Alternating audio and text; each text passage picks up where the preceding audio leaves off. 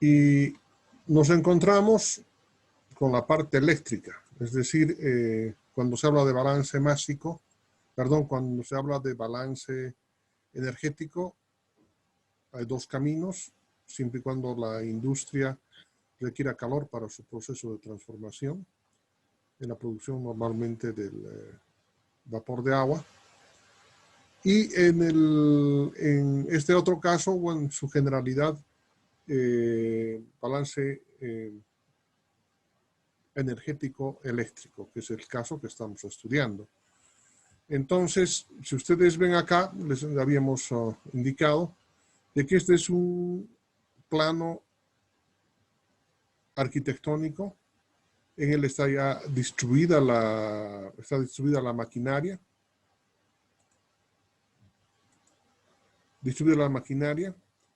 Y lo que hacemos ahora es desplegar, ¿sí? Hacer una distribución de los requerimientos eléctricos de cada una de las máquinas. Normalmente, este tipo de distribución a la maquinaria se la hace vía aérea, por razones de que muchas veces, sí, los sistemas de producción cambian. Este no es el caso de que cambien, eso es una instalación donde ahí nomás van a estar las máquinas, pero puede haber una producción de juguetes, una cadena de producción de artefactos electrodomésticos, que en función de nuevos pedidos, etcétera, tengan que cambiar la estructura. Y si esto fuera subterráneo, entonces sería inamovible, mientras que si es aéreo, entonces simplemente con hacer un traspaso a los armazones que están a unos 3 metros de altura, simplemente con eso se resuelve el problema. Es el caso de que, fíjense, de esta caja de distribución están saliendo unas líneas rectas. ¿Por qué razón? Porque existen parrillas en esta trayectoria y de estas parrillas se van distribuyendo a las máquinas, a estas máquinas. Ahora, en algunos casos no entra directamente a la máquina, sino que entra directamente a un sistema donde hay controles, ¿sí? Hay un guardamotor, hay dispositivos eléctricos que sirven justamente para evitar, ¿sí?, que se dañen los motores y la maquinaria, obviamente. Entonces, y esta otra distribución que están viendo aquí a las luminarias y sus correspondientes interruptores, por supuesto que tienen otras líneas de alimentación, como en este caso, por ejemplo, aquí esta caja de distribución número 5 que está acá, ¿sí? Aunque no dice exactamente, pero está sirviendo para este tipo de distribución, este tipo de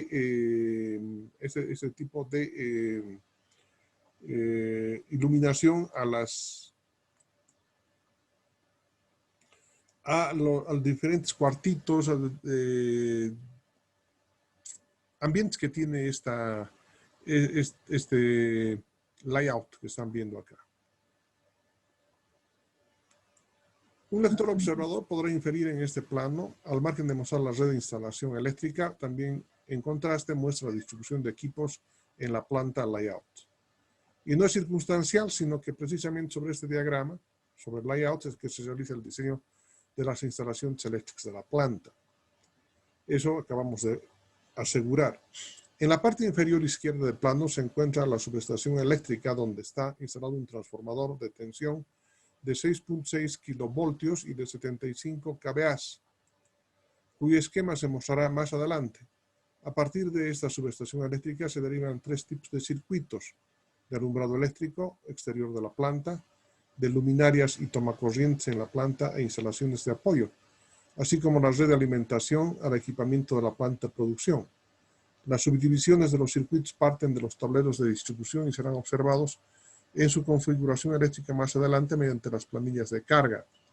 Por supuesto que el circuito más importante corresponde al alimentador de potencia, los equipos que requieren energía eléctrica para su funcionamiento. En el siguiente cuadro se observan las potencias requeridas del equipamiento de la planta. Veamos.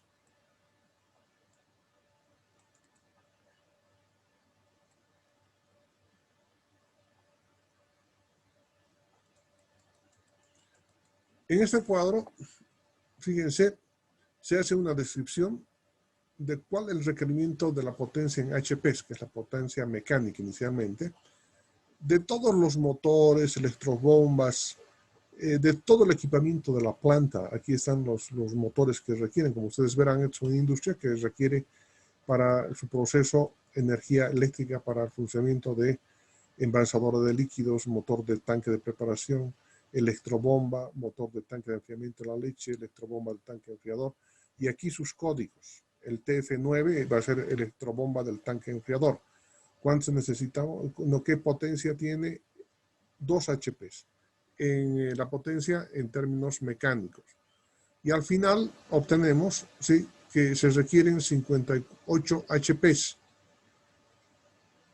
Pero HP es una medida mecánica. Yo necesito transformar a medida eléctrica, por lo tanto voy a multiplicar por 0.58. La razón es, vamos a ver, si, dice acá, es 58 HPs corresponden a 43,30 kilovatios.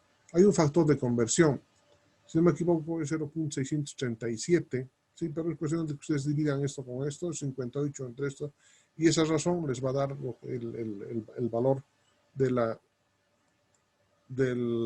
la transformación de potencia eléctrica a potencia mecánica, o de potencia mecánica a potencia eléctrica. Lo cierto es de que acá hemos podido observar, ¿sí?, que la potencia eléctricas requeridas de 43,30 kilovatios, pero vamos a multiplicar por un factor de simultaneidad y un factor de carga. Este factor de carga, ¿sí?, corresponde a que no todas las máquinas van a funcionar al mismo tiempo, ¿no? Va a haber unas que van a estar paralizadas. Y este factor de simultaneidad, ¿sí?, es que no, cuánto por ciento más o menos van a utilizar simultáneamente. Entonces, con estos factores, aquí está la potencia real, se reduce a 24.23 kilovatios. Entonces, esa es la potencia. Pero para calcular la energía eléctrica, lo que tengo que hacer es multiplicar, ¿cierto?, la energía eléctrica por ese factor de simultaneidad, que es del 70%, por 8 horas de trabajo por día. Por lo tanto, la energía real es igual a 242,48 kilovatios horas por día. Por lo tanto, es cierto que multiplicando la potencia, ¿sí?, la potencia por el tiempo es igual a la energía, y es lo que estamos haciendo acá, ¿no? Es la potencia por el tiempo, y se transforma en relación de energía. Y por supuesto que el parámetro es por día. Entonces dice acá, en el cuadro 40 se muestra la planilla de carga para el equipamiento de la planta de lácteos. Enseguida vamos a ver esa planilla de carga. Y enseguida vamos a ver algunos otros valores más. Para el requerimiento de potencia de energía en alumbrado y tomacorrientes de instalaciones, tiene que hacerse una planilla de carga también, para distribuir cuánto es un foquito, ¿no? 0.65, 0.75. Hoy en día se utiliza ya los foquitos ahorradores, los focos LED, que más aún todavía ahorran y que nos permiten tener una buena iluminación, ¿no? El requerimiento de potencia y energía alumbrado eléctrica, esto se tiene que hacer en función de unos cuadros de carga que vamos a ver a continuación. Y dice que ahí se va a requerir para toda la parte administrativa, para alumbrar la misma planta, 53 kilovatios. Y va a haber una demanda de energía eléctrica diaria de 428 kilovatios hora. Y esta es la planilla de carga para la planta de lácteos de Tupiza. Miren, tablero 1 dice maquinaria o equipo, motor de tanque yogurt, electrobomba, motor de tanque, electrobomba, envasadora de líquidos, motor de tanque, electrobomba. Esto es el tablero de distribución 1. Está saliendo para estos de acá, para este tipo de equipamiento. Acá está. Y aquí está es trifásica. ¿Sí? Esto corresponde, ¿sí?, es la potencia es de 1492 para el motor del tanque de fermentos, produce una corriente en amperios que es igual a 2.52. ¿Cómo se obtiene esto? Utilizando la fórmula de potencia igual a corriente al cuadrado. Enseguida les voy a mostrar la formulación. Y por lo tanto pasan por las tres fases. Fase A, B, C, 1, 2, 3 en este caso. 2.52 amperios. Por lo tanto necesitamos, ¿sí?, utilizar un número de conductor 3 número 10. Y la longitud de la parrilla aérea va a ser de 20 metros. Entonces aquí, si ustedes se fijan, habían 3 parrillas. Pero esto corresponde al tablero 1. Al tablero 2, otro. Motores para... Hay un tablero de distribución 3, también requiere esa misma cantidad. Y aquí hay un tablero de distribución secundario que es el tablero 4. Hay un tablero 5 que es el motor de la cámara de frío. Hay una electrobomba caldero. Hay una electrobomba, es decir, de toda la maquinaria está aquí descrita. Se van a requerir para todo el proceso industrial 133. A ver, vamos a ver, esto no puedo alejar, acá hay un cuadrito que no puedo alejar, voy a subir un poquito más. Estas son las corrientes en total, las corrientes. Esto es el requerimiento en kilovatios, ¿no? 43.200 en vatios, 43.228 vatios. Y con esta tabla que acabamos de ver, o sea, podemos determinar cuál va a ser la potencia. No es nada más que sumar, como ustedes verán, y por supuesto seguir el gráfico anterior, es decir, la distribución de la maquinaria. Esto simplemente es para la distribución de la maquinaria. En el gráfico 42 se observa el diseño de la subestación de transformación de tensión. Bueno, ya son otros elementos estos, ¿no? Pero con esa información que acabo de darles, ¿sí?, pueden determinar, siguiendo esa misma secuencia, las potencias requeridas por la maquinaria y la corriente eléctrica para poder hacer el diseño de otras instalaciones más. Antes de pasar a ver ese diseño de instalaciones, este es el tablero principal de acometida. Son 1, 2, 3, 4 barras que se colocan en el tablero de distribución. Aquí se ha puesto un breaker que hasta de 100 amperios, ¿no? Si pasan los 100 amperios se van a abrir estos circuitos y estos están entrando a las fases, la fase A, B, C o 1, 2, 3 y la última de acá es el neutro. Entonces de esta manera se llegan a energizar estas barras de cobre. Estamos llamando fases R, S, T y N al neutro que se va a tierra. Aquí se van a instalar motores. Miren, por ejemplo, este es el circuito 1. Esa es la cantidad de fuerza esta es la cantidad de amperios que se necesita en este dispositivo para cortar la energía cuando se pase. Es decir, aquí va a aguantar va a dejar pasar hasta 30 amperios. Si hubiera un problema del motor y hiciera pasar un poco más de corriente, entonces inmediatamente se va a abrir.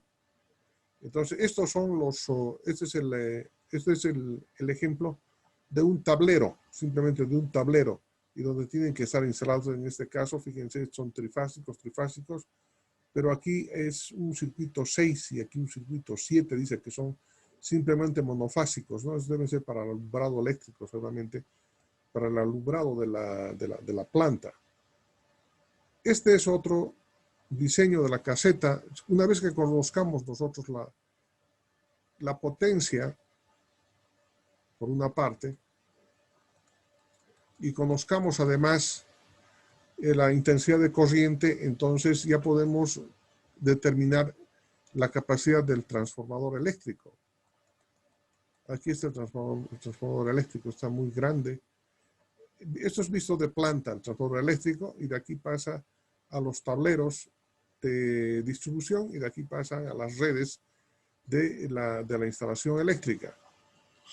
Aquí está, fíjense, esta es una estructura a la que está llegando la energía eléctrica. Sí, aquí hay seccionador fusible para rayos. Está entrando la corriente eléctrica a este transformador. Y este transformador va a transformar de 24.9, aquí en la fase 6.6 creo, kilovoltio, y a 223.80. Esta energía transformada entra a los tableros. Aquí hay un breaker principal de todo el sistema. Aquí están los medidores de potencia y energía, que hay una barra separadora. Aquí esta fase neutra, estoy aterrando. Están pasando estas fases de acá, de las tres fases, a los diferentes sistemas eléctricos que se van a desplazar por la planta. Yo sé que ustedes me están entendiendo perfectamente porque son ingenieros de sistemas, de manera que están muy involucrados con la parte eléctrica. Es importante señalar que la tarifa de cargo de la demanda de energía en el sector industrial es mucho más bajo que en el sector residencial, tal vez menos de la mitad del costo. Sin embargo, para fines de costeo es necesario se sepa también que también se factura por el cargo demanda de potencia, y este último es mucho más sensible que el primero. El pago por energía puede ser variable en función del consumo que hace el equipamiento, alumbrado y usos que hacen los equipos de oficinas. Sin embargo, en el caso de la demanda de potencia, el cargo es constante, es decir, se factura al mayor último registro en kilovoltio amperio de la medición. Se hace especial énfasis en esta particular forma de facturación eléctrica, a fin que en la etapa de planificación de la producción, el ingeniero industrial a cargo del diseño realice una programación de la producción de tal manera que la demanda de potencia sea la más racional a la óptima posible. Y, es decir, operar con las máquinas en tiempos señalados de manera que la factura sea la menor posible.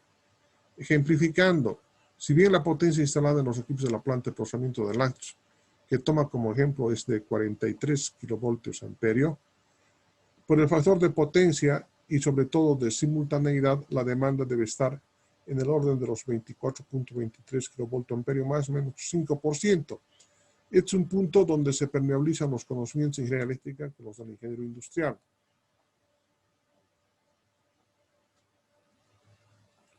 A ver, voy a tratar de aclarar esta idea. Ustedes en el medidor de la casa, ustedes, ¿qué registran? Registran la energía consumida, ¿verdad? Muy bien. ¿Cuánto es energía consumida? Ahí tienen ustedes unos numeritos para leer en los medidores, y ahí dice, ¿no? Lo que has registrado en la sumatoria del contador, menos lo que has registrado el mes anterior, facturan el consumo eléctrico, y eso pasa y se mide en kilovatios hora. Kilovatio hora es una medida de energía. Mientras que eso ocurre en la situación domiciliaria, pero en una industria, aparte de medir el consumo de energía, también se mide el consumo de potencia. El consumo de potencia se registra a la mayor potencia que se registra en un reloj que mide la potencia. Entonces es conveniente en este caso que en el momento de estructurar el sistema de producción o las horas de producción de las máquinas, se tome en cuenta este asunto para aminorar hasta donde sea posible la carga, estableciendo horarios diferentes a las máquinas, de tal manera que se registre la menor carga de potencia posible. Y en función de esto es de que tienen diferente tipo de costo. Por ejemplo, un kilovatio hora en el sector industrial debe tener aproximadamente un valor de 1 centavo de boliviano, un kilovatio hora, mientras que la potencia tiene un valor seguramente de 80 o 90 bolivianos por kilovatio mes. Entonces, y además que esto se va repitiendo, se ha llegado al máximo, ahí mismo se va tarifando. Si alguien por descuido hizo funcionar una máquina más y se ha elevado, entonces pena, porque vamos a tener que pagar por culpa de esa operación un poco más hasta que tengamos que hacer un nuevo contrato con la empresa eléctrica, pero esto así se establece.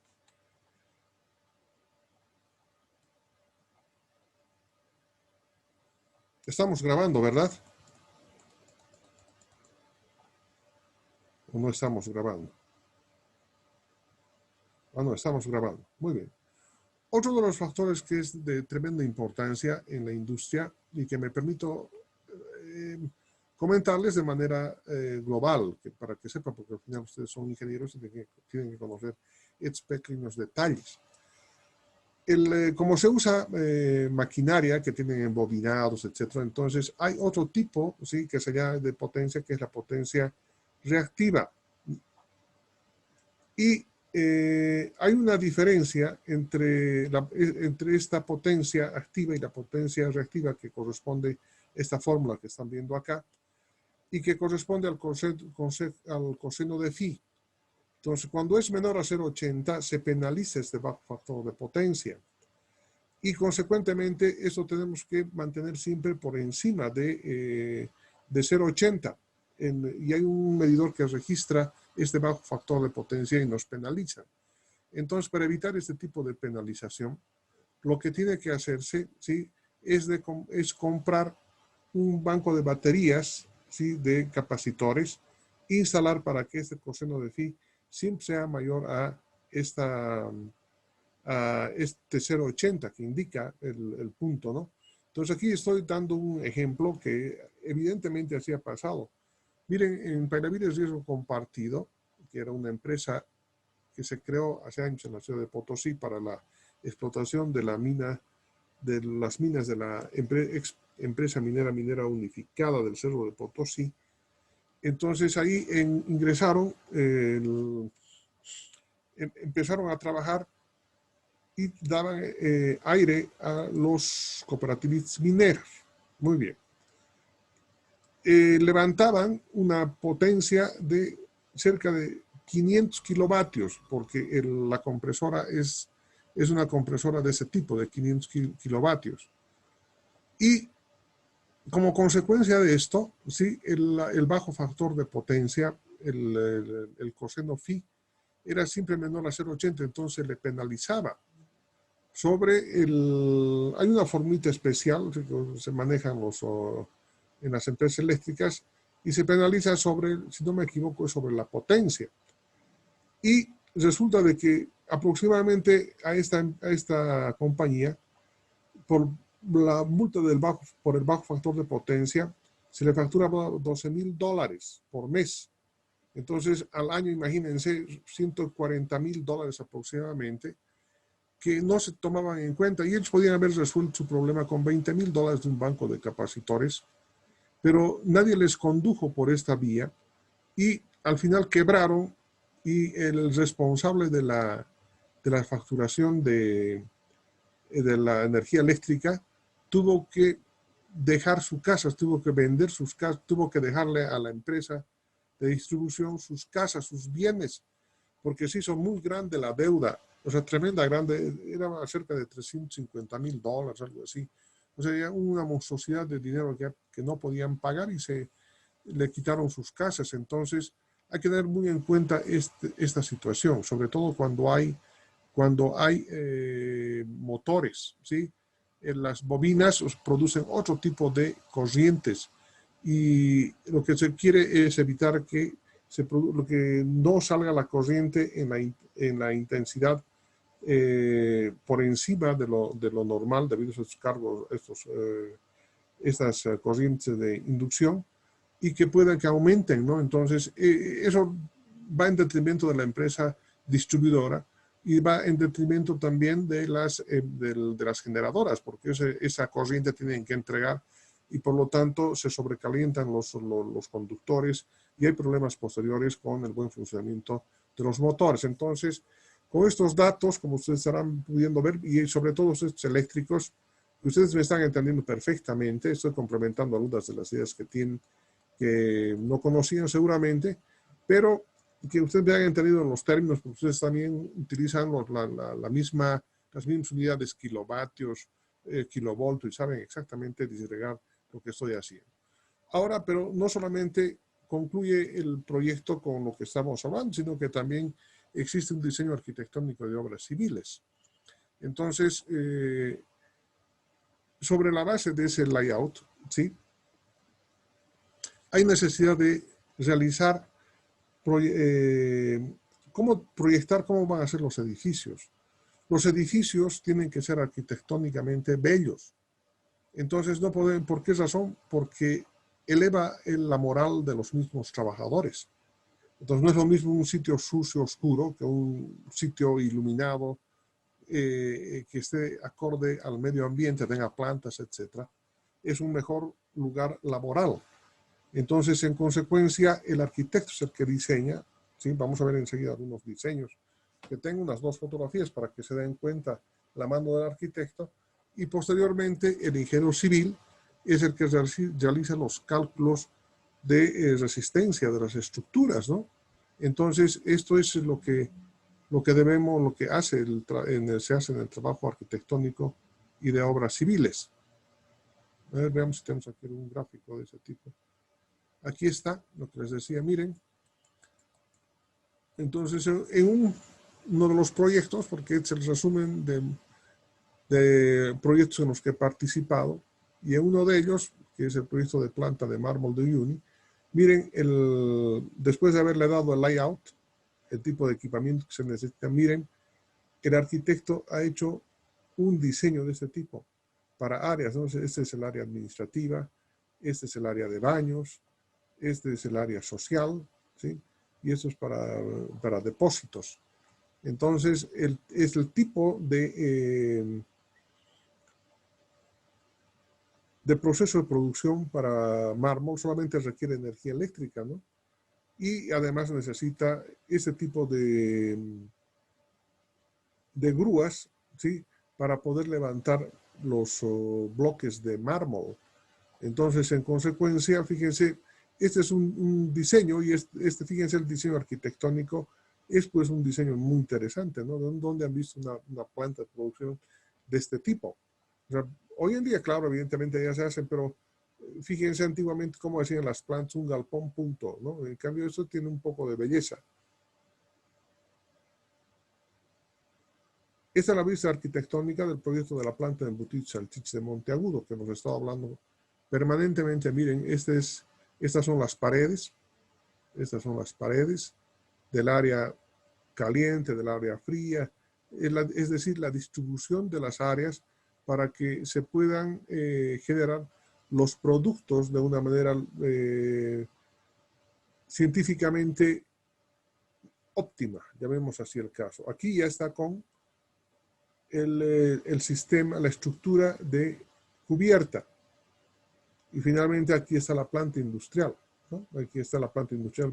¿Cómo se vería? Ahí están las personas como unos monitos. ¿Y cómo se vería la planta? Miren, es un diseño arquitectónico bonito, ¿verdad? Y luego viene el ingeniero civil y hace los cálculos de la estructura.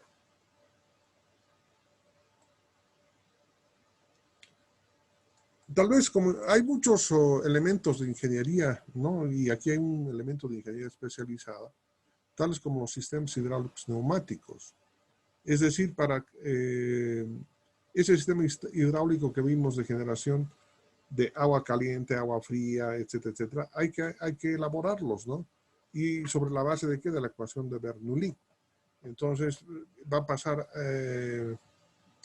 un flujo de aire para el equipo de sacheteo, luego para un homogenizador, etcétera, etcétera.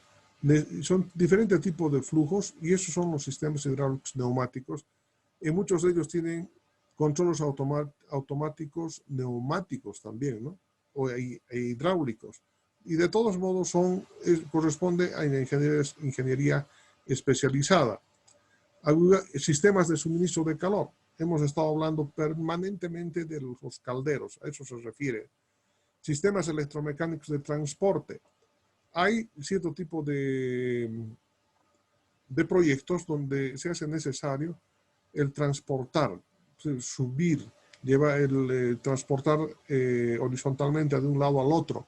Entonces se pueden utilizar elevadores de cangilones, pueden utilizar mesas transportadoras y otros mecanismos más para el transporte. Entonces el ingeniero mecánico es el que tiene que diseñar para eso, ¿no? Una vez que se hace el diseño, se manda a su construcción y cualquier taller grande electromecánico lo acondiciona, lo fabrica. Sistemas eléctricos de protección y suministro del equipamiento. Esto es lo que quise decir hace un momento atrás. Después de bajar los cables eléctricos de la parrilla, antes de entrar al equipamiento, se necesita tener un tablero de protección, donde pueden estar ahí los guardamotores, esos dijimos, los termodisyuntores, los variadores de frecuencias, los PLC y otros más. Es decir, antes de entrar a la máquina misma, entonces ahí hay un tablero de protección y suministro del equipamiento. Control automático de la producción, lo que les dije a ustedes hace un momento atrás. Aquí el ingeniero de sistemas con software especializado como el HMI SCADA, que ustedes han llevado con seguridad, no, ya han llevado porque ya están en octavo, y dispositivos PLC u otros del mercado.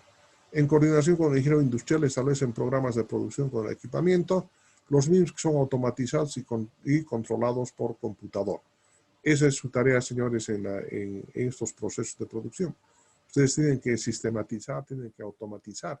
Y tienen varios programas, por eso que les estoy haciendo referencia a la HMI SCADA, y los dispositivos PLCs también, pero de ahí tienen trabajo importante.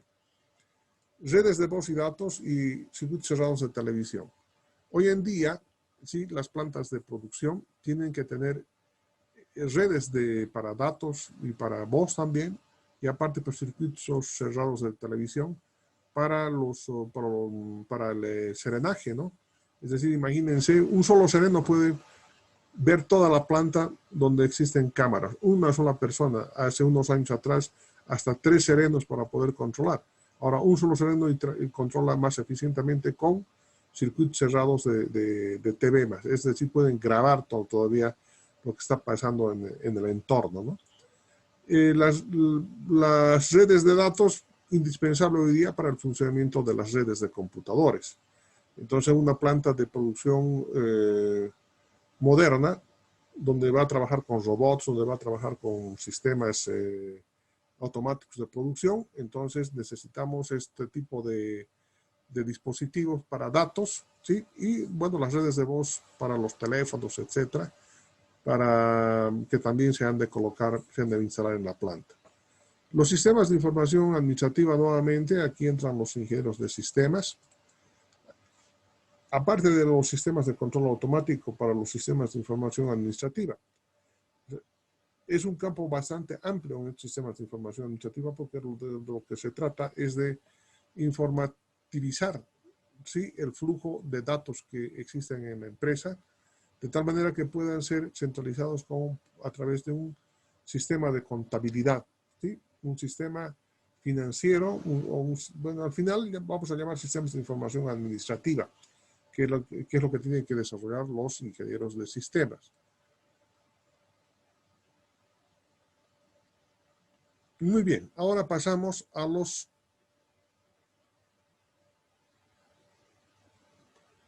la planificación de la producción. No creo que nos alcance mucho tiempo, pero veamos aquí nada más. La planificación de la producción es qué vamos a producir, cuánto vamos a producir, en qué tiempo vamos a producir, y tenemos que medir además la necesidad de materias primas, la necesidad de insumos, la necesidad de mano de obra, y sobre la necesidad de mano de obra, pues vamos a poder determinar la cantidad de personal que se requiere para el manejo de la planta de producción, ¿sí?, que conjuntamente el requerimiento de mano de obra en la parte administrativa va a ser analizado en el capítulo de organización del proyecto, que es el capítulo que no lo vamos a poder ver hoy día porque aquí son las 9 de la noche y todavía tengo material para poder seguir avanzando. Entonces, de eso se trata la planificación de la producción. Tenemos que medir, ¿no? Por ejemplo, en este caso, aquí estamos haciendo una comparación. Miren, esta planta de producción acá tiene un almacén de materias primas y tiene un almacén de productos terminados. ¿Cómo se puede controlar esto? A través de la aplicación de los modelos de investigación operativa. Por ejemplo, en este caso, aquí estamos dando un ejemplo. Determina la cantidad económica de pedido, dice, dado que la orden de pedido es de $200, la demanda son 20.000 unidades por año y el costo de mantenimiento es de $6 por unidad al año. La cantidad económica de pedido, aplicando esta ecuación que ustedes ya la conocen, que es la cantidad económica de pedido, es igual a 1.154,70 unidades de la cantidad económica de pedido. ¿Cuántas veces van a hacer el pedido al año? Se van a hacer 17.32 pedidos. El tiempo entre pedidos va a ser igual a 14.4 días de pedido entre pedidos, ¿no? Entre pedidos. Entonces, esta información, esta aplicación de la programación lineal, todo lo que se ha aprendido, sí, todo lo que se ha aprendido en investigación operativa, aquí pueden emplear ustedes, ¿no? Pueden emplear programación lineal, teoría de redes, etcétera, etcétera, para poder hacer el planeamiento y control de la producción. De lo que se trata, ¿sabes cuánto vamos a producir? Entonces, dice acá, otro factor importante al momento de elaborar este plan de producción es el conocimiento de los balances básicos energéticos, lo que supone que no se va a poder hacer un plan de producción si no se conocen los balances a los que nos estamos refiriendo, al básico y al energético. ¿Por qué? Porque aquí se va a conocer exactamente cuánto de masa pasa de un lado al otro, pues, ¿no? Y además la cantidad de energía. Otro aspecto para tomar en cuenta es el requerimiento de la mano de obra. Eso ya les he explicado. ¿Para qué? Para operar los equipos y maquinarias. Se asume, para ejemplificar el proceso de planificación de producción, una planta de producción de muebles, juegos de comedor, una mesa, 10 sillas, que se llamarán unidades para simplificar el cálculo. La demanda del producto es de 20.000 unidades por año. Asumiendo que se trabajan 250 días, entonces deben producirse 80 unidades por día, en un proceso de fabricación que tiene 5 operaciones. Como materia prima se requieren 100 pies cuadrados para la fabricación de una unidad y de ella se pierde 5% en las operaciones que sufre la madera, tales como cortes, viruta y polvo. Consiguientemente se requieren 8.000 pies cuadrados de madera por día, que debe proveerse diariamente del almacén de materia prima. Si el proceso de producción permite producir 30.000 unidades por año, para seguir la formulación de control de inventarios desarrollado, entonces el tiempo de manufacturación debe ser de 25 días, es decir, un mes, sin considerar domingos y feriados. El número de tandas de producción será de 6.45 anuales. El tiempo será de 161 días efectivos de trabajo de los 250 días programados de trabajo al año, restando 89 días anuales para efectos de mantenimiento de la maquinaria, ajustes de proceso y otras demoras. Esto es virtualmente la aplicación de la teoría de inventarios que se ha estudiado en Investigación Operativa 2. Entonces habrá de suponerse que la maquinaria instalada es de control numérico por computadora. Para grandes producciones se establece 5 operaciones en el proceso de fabricación: cortado, cepillado, espigado, torneado y ensamble terminado.